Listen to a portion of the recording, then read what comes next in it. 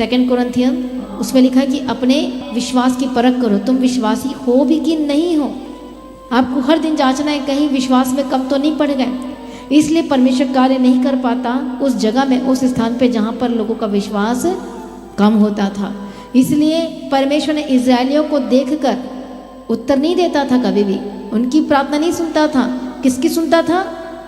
मूसा की प्रार्थना सुनता था, क्योंकि मूसा ही मीडिएटर था, मूसा ही बिचवई था। तो पुराना नियम का यीशु मसीह कौन था?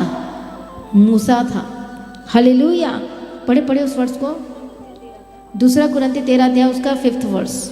अपने आप को परखो कि विश्वास में हो कि नहीं, अपने आप को जांचो, क्या तुम अपने विषय में ये नहीं जानती कि यीशु मसीह तुम में है, नहीं तो तुम जांच में निकम्मे निकले हो। नहीं तो तुम किस में निकम्मे निकले? बोलो, जांच में निकले। तुम देख लो अपने आप को, विश्वासी है ठीक है, लेकिन फिर भी परमेश्वर का वचन हमें जांचने के लिए, अपने आप को जांचने के लिए कहता है कि तुम इस समय में विश्वासी हो कि नहीं हो। बीमारी है, प्रॉब्लम है, समस्या है, क्या इस समय अपना विश्वास तो नहीं खो रहे हो?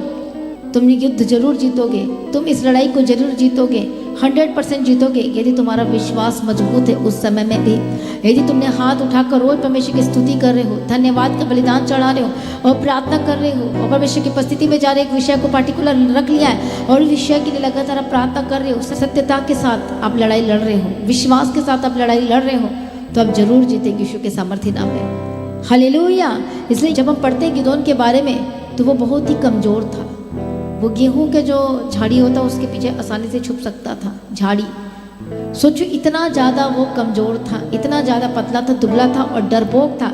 लेकिन परमेश्वर ने उसको क्या कहा? हे शूरवीर सुरमा, यहोवा तेरे संग है। परमेश्वर उसको कमज़ोर व्यक्ति को तैयार कर रहा था कि युद्ध तुझसे ही परमेश्वर ने तेरे द्वारा काम करवाना है, इसलिए तुझे आत्मिक शक्ति की ज़रूरत है।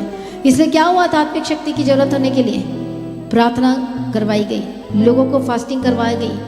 हालेलुया। प्रार्थना हुई, उसके बाद एक के ऊपर, किसके ऊपर? अजरिया, उसके ऊपर न्यायों की किताब में 6 अध्याय में, तो वहाँ पर परमेश्वर का आत्मा उतरा और उसने गाइड किया कि अब तुम्हें ऐसे ऐसे काम करना है, अब तुम्हें ये काम करना है। पवित्र आत्मा की सामर्थ्य के द्वारा वो शक्ति उतरी और परमेश्वर ने बात किया।